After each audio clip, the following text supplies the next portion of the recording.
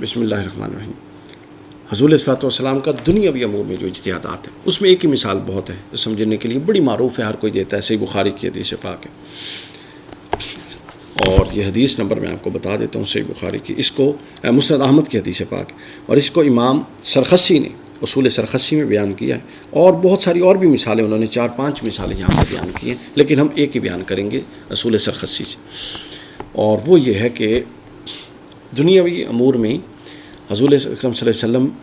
ایک دفعہ جب آپ معروف ہے کہ مدینہ تشریف لائے تو آپ نے صحابہ کرام کو ذاتی اجتہاد کی بنیاد پہ جو عمل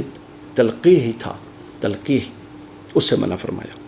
اور وہ یہ تھا کہ نر اور مادہ کھجوروں کو جوڑ دیا جاتا تھا اور ان کا ملاپ کرا دیا جاتا تھا، جس سے اپنا جو فصل ہوتی تھی وہ بہت اچھی زیادہ ہوتی تھی۔ حضور علیہ السلام نے ان کو منع فرما دیا۔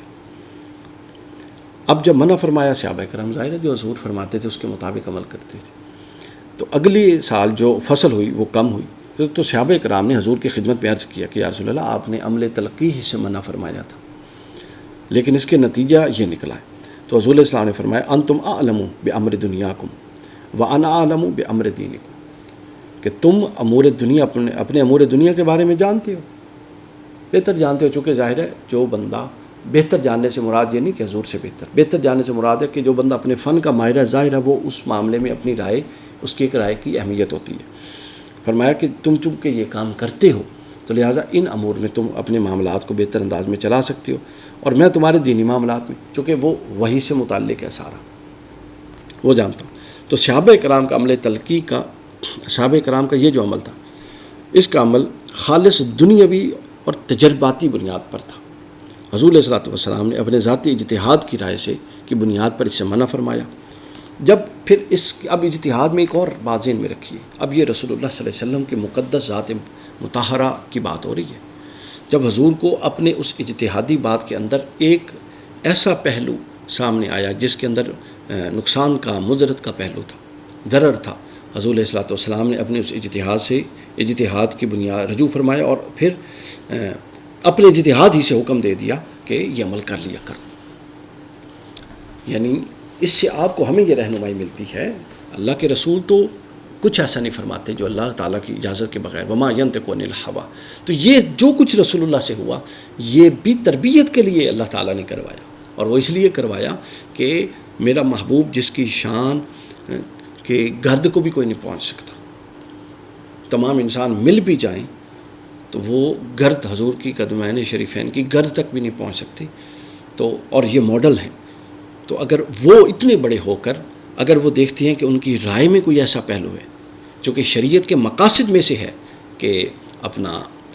منفعت کو حاصل کرنا اور دفع حرج، تنگی کو دور کرنا، اگر کہیں تنگی کا پہلو آ رہا ہے وہ اپنی رائے کو تبدیل فرما دیتے ہیں اللہ کی اجازت سے، جس طرح حضور نماز کو بھولے، اگر بھولتے نہ تو سجدہ صاحب اور باقی احکام امت کو کیسے منتقل ہوتے۔ تو یہ ایسا معاملہ نہیں ہے کہ جس کے اندر خدا نخواستہ کہیں تصور بھی تنقیص کو، یہ تعلیم کا پہلو ہے، تو ان تمام معاملات کو آپ نے تعلیمی پہلو سے لینا۔ تو حضور علیہ الصلوۃ والسلام نے جب دیکھا کہ اس اجتہادی رائے کے نتیجے میں ایک ضرر کا پہلو سامنے آیا، اپنے اجتہاد سے اس کو بدل دیا۔ تو لہٰذا جب آپ کوئی رائے قائم کریں اور اس رائے کی بنیاد پر، اس رائے میں آپ کو کہیں کل کو واضح ہو جائے کہ کہیں کوئی ایسا، جب عام بندوں کی بات کر رہا ہوں،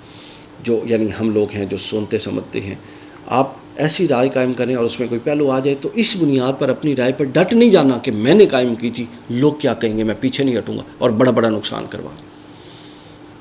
نہیں، یہ نہیں، یہ حضور علیہ السلام کی اس بات سے ہمیں یہ سمجھ آتا ہے۔ دیکھیں نا عظمت، کیا عظمت ہے، اور کیا بڑے آدمی، ٹھیک ہے، اور کیا حق پرستی ہے، یعنی انہوں نے حق ہی کو حق جانا، اس بات کی کہیں نہیں، یعنی یہ شائبہ تک نہیں کہ لوگ کیا کہیں گے یا صحابہ کیا کہیں گے، نہیں، ایسا نہیں۔ ہم چھوٹے لوگ ہیں اور چھوٹے مفادات کے لیے کہتے ہیں چونکہ میں نے یہ فیصلہ کیا تھا لہٰذا اس سے جتنا مرضی نقصان ہو جائے میں اپنے فیصلے سے پیچھے نہیں ہٹوں گا، یہ غلط روش ہے، یہ گناہ ہے۔ چونکہ مقاصد شریعت پر ہم ایک لیکچر دیں گے، مقاصد شریعت جو بنیادی ہیں نا 10 یا 11، ان میں سب سے پہلا کیا ہے؟ آسانی پیدا، دفع حرج، جلب منفعت، لوگوں کو فائدہ پہنچانا، حدود و قیود کے اندر شریعت جتنا پہنچا سکتے ہیں اس کے سامان میسر کرنا، دفع حرج، تنگیوں کے جتنے تنگی دینے کے اور نقصانات کے اور ضرر دینے کی چیزوں کو جتنا ختم کر سکتے ہیں کم سے کم کرنا، منیمائز کر سکتے کرنا، یہ مقاصد شریعت میں سے ہے۔ تو مقاصد شریعت کی روشنی میں حضور کے اس عمل کو دیکھی، سبحان اللہ، یعنی کیا عظمت ہے، اس سے زیادہ کیا بات کی جا سکتی ہے۔